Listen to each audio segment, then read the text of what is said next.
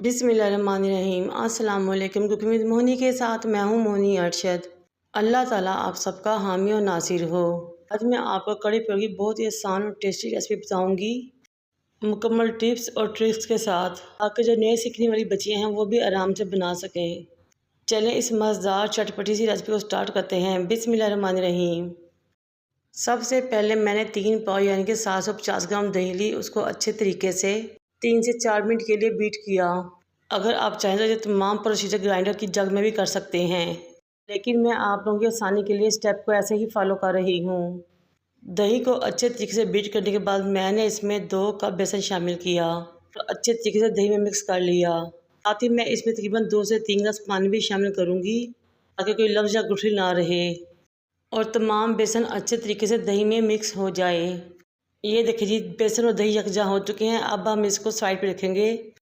चलते हैं रेसिपी के नेक्स्ट स्टेप की तरफ। एक बर्तन को चूल्हे पर रखें, उसमें आधे कप के राउंड अबाउट ऑयल शामिल करें। जब ऑयल गर्म होगा तो फिर मैंने बड़ी इलायची, बादियान के 2 फूल, 3 से 4 लौंग, दालचीनी के टुकड़े और तेज़पात शामिल किए। साथ ही मैंने इसमें 1 टीस्पून ज़ीरा शामिल किया और फ्राई कर लिया। फिर मैंने 2 मीडियम साइज़ के प्याज जिनको चॉप किया इसमें शामिल कर लिया। प्याज को हमने इतनी देर तक फ्राई करना है कि इसके एजेस यानी कि किनारे लाइट गोल्डन हो जाएं। जब प्याज लाइट गोल्डन हो गया तो मैंने 1.5 टेबलस्पून अदरक और लहसुन का पेस्ट शामिल किया और उसको फ्राई किया खुशबू आने तक। 2 मीडियम साइज़ के टमाटर लिए, छोटे क्यूब्स में काटे, वो भी इसमें शामिल कर लिए। उनको भी 1 मिनट के लिए फ्राई किया, भुना। फिर मैंने इसमें थोड़ा सा पानी शामिल किया ताकि आगे जाके मैं मज़ीद इसमें मसाले शामिल कर सकूँ, मसालों को अच्छे तरीके से भून सकूँ। एक एक स्टेप को फॉलो करेंगे तो यकीन करिए बहुत ही मज़ा टेस्टी कड़ी रेडी होगी। 1.5 टेबलस्पून मैंने नमक का शामिल किया, हाफ टेबल स्पून हल्दी पाउडर, 1 टेबलस्पून लाल मिर्च powder, half tablespoon chilli flakes. फिर इसके बाद मैंने 1 टेबलस्पून धनिया पाउडर का शामिल किया और 1 टेबलस्पून ही कसूरी मेथी शामिल की। 1 टेबलस्पून साबुत धनिया हाथ में लिया और उसको हाथ पे मसला और इसमें शामिल कर दिया। कड़ी में साबुत धनिया बहुत ही मुनफिद और यूनिक सा टेस्ट देता है, कड़ी के जायके और फ्लेवर को 4 चांद लगा देता है। अब इन तमाम मसालों को अच्छे तरीके से मिक्स करेंगे यहाँ तक के भून जाएं और ऑयल अच्छे तरीके से ऊपर आ जाए। फिर वो दही जिसमें बेसन मिक्स किया था इसमें शामिल कर देंगे। साथ ही मज़ीद मैं इसमें 2 से 2.5 लीटर पानी शामिल करूँगी और कम से कम 1 घंटे के लिए मीडियम टू लो फ्लेम पे मैं इसको पकाऊंगी। अब सबसे अहम बात कि हमने इसको फुल कवर नहीं करना, बल्कि इसको आधा कवर करना है ताकि अच्छे तरीके से पके। अगर फुल कवर किया तो इसमें बॉयल आएगा और तमाम कड़ी बर्तन से बाहर निकल जाएगी। दूसरी तरफ अब हम करते हैं पकौड़ों की तैयारी। मैंने 1 किलो आलू लिए, छोटे छोटे क्यूब में काट लिए। हरी मिर्चें, प्याज और पालक को शामिल किया।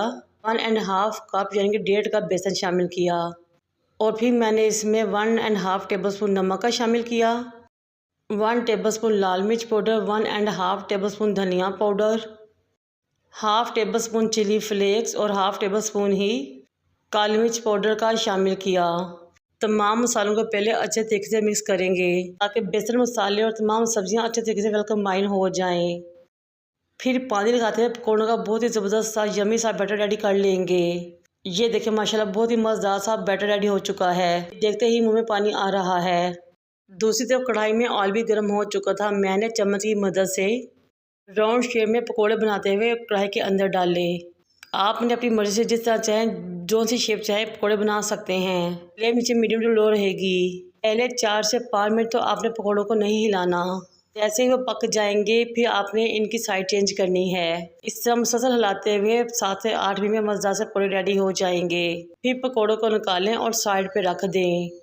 इस स्टेज पे मेरी आपसे रिक्वेस्ट है कि मेरे चैनल को लाइक करें, शेयर करें, सब्सक्राइब करें, बेल आइकन को टच करें ताकि मेरी तमाम वीडियोज़ आप तक पहुँच सकें। तकरीबन 1 से 1.5 घंटा हो चुका था कड़ी को पकते हुए और बहुत ज़बरदस्त तरीके से गाढ़ी हो चुकी थी। फिर मैंने इसमें हरी मिर्चें कटी हुई शामिल की और साथ ही पकौड़े शामिल किए। हमने इससे ज़्यादा कड़ी को गाढ़ा नहीं करना कि जब इसमें पकौड़े डालते हैं तो पकौड़े भी इसके लिक्विड को जज़ब करते हैं, जिससे कड़ी मज़ीद गाढ़ी हो जाती है। 1 टीस्पून काली मिर्च पाउडर शामिल करके मिक्स करेंगे।